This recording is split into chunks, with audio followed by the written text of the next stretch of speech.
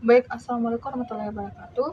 Yang terhormat Ibu Wulan Ayuandani, SE, MM, selaku dosen pengampu mata kuliah manajemen keuangan lanjutan. Perkenalkan, nama saya Agus Setawati, NIM C0123-082 dari kelas manajemen C 2023, Fakultas Ekonomi. Baik, langsung saja saya akan ke materi pada pertemuan pertama, yaitu ruang lingkup manajemen keuangan lanjutan. Apa itu manajemen keuangan lanjutan? Manajemen keuangan lanjutan merupakan studi mendalam tentang prinsip dan praktik keuangan yang melampaui konsep dasar. Ini berfokus pada penerapan teori keuangan dalam pengambilan keputusan strategis yang kompleks, terutama dalam konteks perusahaan besar dan multinasional. Nah, tujuannya ini agar dapat memaksimumkan nilai perusahaan dan memaksimumkan kemakmuran pada pemegang saham yang diukur dari harga perusahaan tersebut. Berikutnya itu terdapat aspek spesifik dari manajemen keuangan lanjutan, yaitu yang pertama penganggaran modal lanjutan, yang kedua struktur modal lanjutan, yang ketiga manajemen risiko keuangan lanjutan, yang keempat valuasi perusahaan lanjutan, dan yang terakhir itu terdapat manajemen keuangan internasional. Nah, baik, pertama saya akan menjelaskan mengenai penganggaran modal. Penganggaran modal lanjutan adalah proses penting dalam mengelola keuangan pada perusahaan. Ini melibatkan sejumlah konsep dan praktik yang telah dipahami dengan baik untuk memastikan kelangsungan dan pertumbuhan perusahaan dalam konteks tersebut. Nah, aspek kedua dari manajemen keuangan lanjutan ini yaitu struktur modal lanjutan. Nah, struktur modal lanjutan ini merupakan perbandingan atau imbangan pendanaan jangka panjang perusahaan yang ditujukan oleh perbandingan hutang jangka panjang terhadap modal sendiri. Nah, maksudnya ini jika dalam pendanaan perusahaan yang berasal dari modal sendiri ini masih mengalami yang namanya kekurangan, maka perlu dipertimbangkan pendanaan perusahaan yang berasal dari luar, yaitu dari hutang. Nah, aspek ketiga itu terdapat manajemen risiko keuangan lanjutan. Nah, manajemen risiko keuangan lanjutan ini merupakan proses identifikasi, evaluasi, dan pengelolaan risiko yang terkait dengan kegiatan keuangan dalam suatu perusahaan atau organisasi. Nah, yang keempat itu valuasi perusahaan lanjutan. Valuasi perusahaan lanjutan ini adalah proses menentukan nilai perusahaan secara menyeluruh, termasuk aspek bisnis, departemen, dan unit. Nah, valuasi perusahaan ini penting untuk berbagai tujuan seperti akuisisi, perpajakan, dan pengamanan pendanaan. Nah, yang terakhir itu terdapat manajemen keuangan internasional. Manajemen keuangan internasional adalah ilmu dan seni yang merupakan bagian dari ekonomi internasional yang mempelajari dan menganalisis pengelolaan fungsi manajemen sumber daya keuangan unit makroekonomi negara dan mikroekonomi khususnya yang berkenan dan berkaitan dengan pengaruh fluktuasi kurs falas terhadap aktivitas ekonomi keuangan. Nah, pada pertemuan kedua saya akan menjelaskan mengenai risiko dan return serta model penilaian dalam sebuah investasi. Nah, pada slide ini terdapat definisi risiko dan definisi return. Nah, adapun definisi risiko itu adalah risiko adalah sebuah konsep penting dalam analisis keuangan, terutama dalam hal bagaimana hal itu mempengaruhi harga sekuritas dan tingkat pengembalian. Oleh karena itu, apabila kita membicarakan risiko investasi saham, berarti kita menganalisis kemungkinan tidak tercapainya keuntungan yang diharapkan. Nah, berikutnya itu mengenai definisi return. Nah, return ini atau disebut dengan pengembalian dapat diartikan jumlah sebagai hasil yang diperoleh dari investasi sejumlah saham yang berkaitan dengan kemungkinan atau probabilitas pada kondisi tertentu. Nah, di slide berikutnya terdapat jenis-jenis risiko dan return. Nah, dalam jenis risiko itu terdapat 4. Yang pertama itu risiko operasional, yang kedua risiko kredit, yang ketiga risiko pasar, dan yang terakhir itu risiko likuiditas. Nah, adapun pengertian dari risiko operasional itu mencangkup setiap kejadian yang tak terduga dalam operasi sehari-hari yang dapat berdampak pada laba bersih perusahaan. Nah, sedangkan risiko kredit adalah risiko bahwa nasabah atau peminjam gagal memenuhi kewajiban keuangan mereka seperti pembayaran.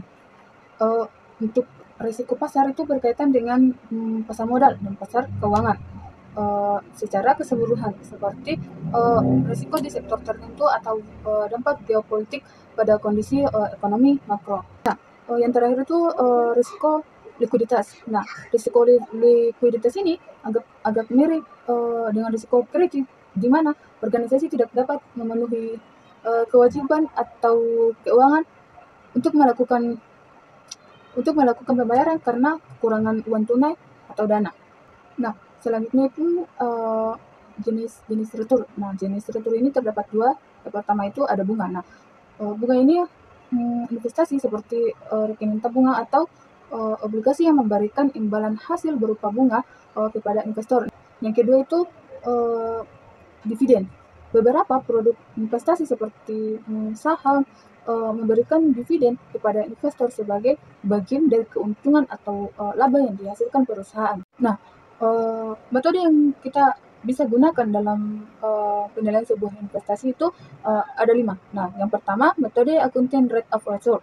Nah, metode accounting rate of return ini mengukur besarnya tingkat keuntungan dari investasi yang digunakan untuk memperoleh keuntungan tersebut. Nah, keuntungan yang diperhitungkan adalah keuntungan bersih setelah pajak. Nah, metode kedua yaitu payback period. Nah, payback period ini merupakan suatu periode yang diperlukan untuk menutup kembali pengeluaran suatu investasi dengan menggunakan aliran kas masuk neto yang diperoleh. Nah, metode yang ketiga itu metode net present value. Metode net present value ini merupakan metode untuk mencari selisih antara nilai sekarang dari aliran kas neto dengan nilai sekarang dari suatu investasi. Yang keempat, metode profitability index. Nah, metode profitability index ini merupakan metode yang memiliki hasil keputusan sama dengan metode net present value. Adapun metode yang terakhir itu terdapat internal rate of return. Nah, metode internal rate of return ini merupakan metode penilaian investasi untuk mencari tingkat bunga yang menyamakan nilai sekarang dari aliran kas neto dan dari investasi. Nah, pada saat internal rate of return ini tercapai, maka besarnya NPV sama dengan 0. Selanjutnya saya akan ke materi mengenai konsep risiko saham, jenis saham, serta proses penilaiannya. Nah, dalam konsep risiko saham, jenis saham, dan serta proses penilaiannya, saya akan menjelaskan mengenai definisi risiko saham dulu. Nah, risiko saham adalah kemungkinan kerugian yang dapat terjadi saat berinvestasi saham. Nah, risiko ini dapat berupa kerugian modal, fluktuasi harga, kebangkrutan, dan lain sebagainya. Nah, adapun jenis risiko saham itu ada 7. Yang pertama risiko likuiditas, yang kedua risiko volatilitas harga, dan yang ketiga risiko kebangkrutan, yang keempat risiko inflasi, yang kelima risiko politik, yang keenam risiko tidak sistematis, dan yang terakhir itu terdapat risiko suspend. Nah, selanjutnya jenis-jenis saham dan proses penilaiannya. Saham itu terdapat 2, yaitu saham biasa dan saham preferen. Nah, saham biasa adalah bentuk kepemilikan di sebuah perusahaan yang memberikan hak kepada pemegangnya untuk ikut serta dalam pengambilan keputusan. Saham biasa ini termasuk jenis saham yang paling umum diperdagangkan. Nah, selanjutnya saham preferen. Nah, saham preferen adalah jenis saham yang memberikan hak istimewa kepada pemegangnya dibandingkan dengan pemegang saham biasa. Nah, pemegang saham preferen ini memiliki hak untuk mendapatkan dividen terlebih dahulu sebelum pemegang saham biasa.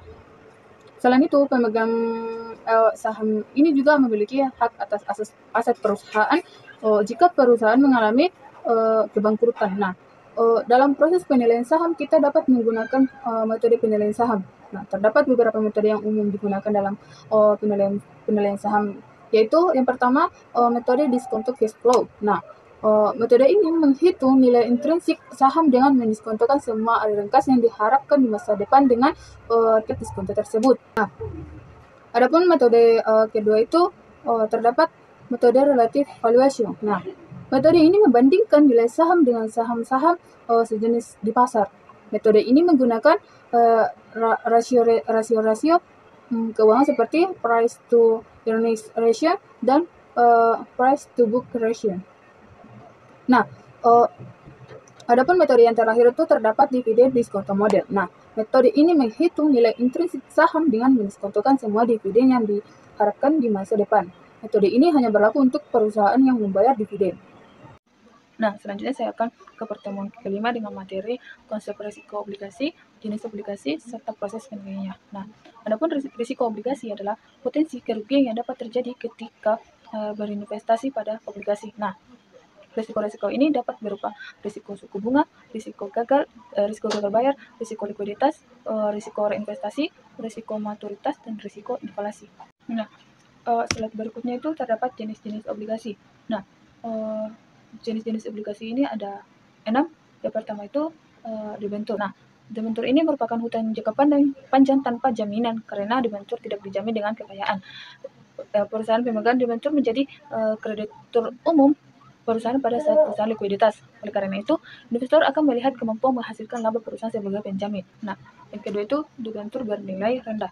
Debentur bernilai rendah merupakan hutang tanpa jaminan dengan tuntutan terhadap aktiva di bawah debentur. Jika terjadi likuiditas, pemegang debentur bernilai rendah ini menerima pembayaran hanya jika seluruh kreditur dengan nilai lebih tinggi dibayar. Nah, yang ketiga itu obligasi penghasilan. Suatu perusahaan wajib membayar bunga atau atas penghasilan hanya pada saat perusahaan mendapatkan keuntungan. Pembayaran bunga ini bersifat kumulatif. Nah, yang keempat itu obligasi sampah. Obligasi sampah disebut juga obligasi yang memberikan hasil tinggi karena memiliki risiko yang tinggi dan tanpa menggunakan jaminan. Yang kelima, obligasi hipotek. Nah, obligasi hipotek adalah obligasi yang diterbitkan dengan jaminan hipotek kekayaan perusahaan pada penerbit obligasi. Nah, hipotek ini merupakan dokumen resmi yang memberikan pemegang obligasi hak gada atas aktiva yang dijaminkan. Nah, yang terakhir itu obligasi berseri. Obligasi berseri ini maksudnya obligasi yang diterbitkan pada waktu yang sama dengan tanggal jatuh tempo serta bunga yang berbeda. Semua obligasi memiliki tanggal jatuh tempo yang sama walaupun ada obligasi khusus yang ditarik kembali sebelum tanggal tersebut. Akan tetapi obligasi berseri memiliki jatuh tempo berbeda yaitu secara periode hingga maturitas akhir. Selanjutnya, proses penilaian obligasi. Adapun langkah-langkah dalam penilaian obligasi yaitu yang pertama, menghitung nilai sekarang dari arus kas masa depan. Arus kas ini mencangkup pembayaran bunga berkala dan pembayaran pokok saat jatuh tempo. Yang kedua, memahami karakteristik obligasi seperti nilai nominal atau nilai pari, yaitu nilai obligasi pada saat jatuh tempo.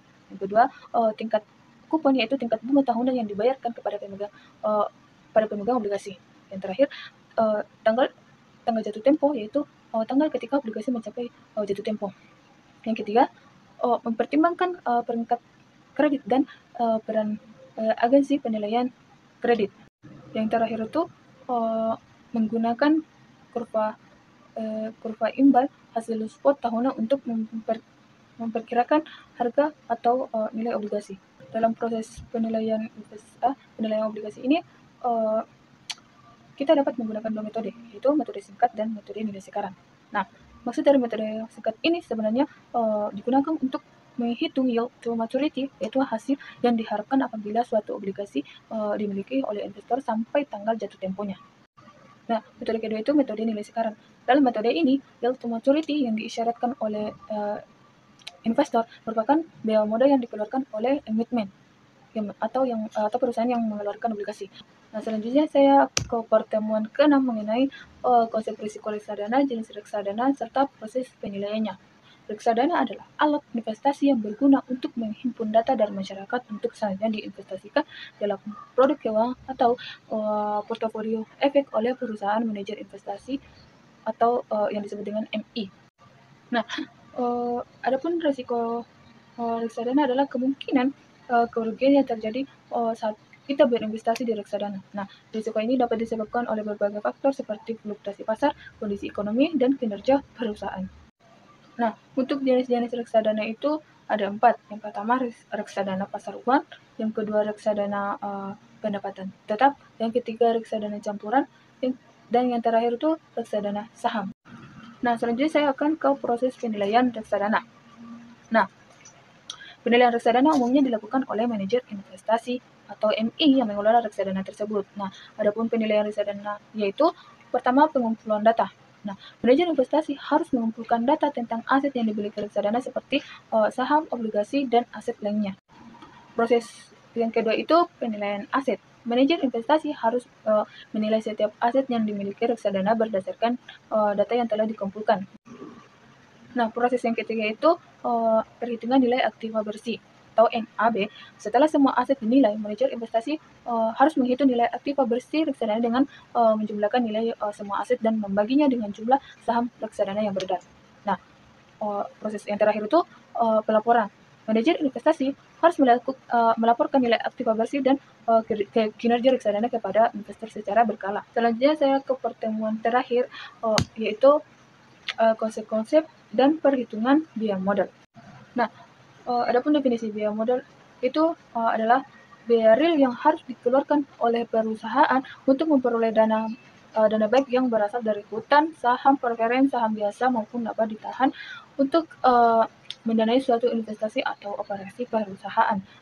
Nah, untuk mengetahui cara menghitung atau menentukan biaya modal, pemimpin bisnis, departemen akuntansi dan investor harus mempertimbangkan 3 faktor, yaitu biaya hutang, biaya ekuitas, dan biaya modal rata-rata tertimbang. Nah, biaya hutang itu mengacu pada tingkat bunga sebelum pajak yang dibayarkan perusahaan atas hutangnya. Yang kedua itu biaya ekuitas. Ekuitas adalah jumlah uang tunai yang tersedia bagi pemegang saham sebagai hasil dari likuidasi aset dan melunasi hutang.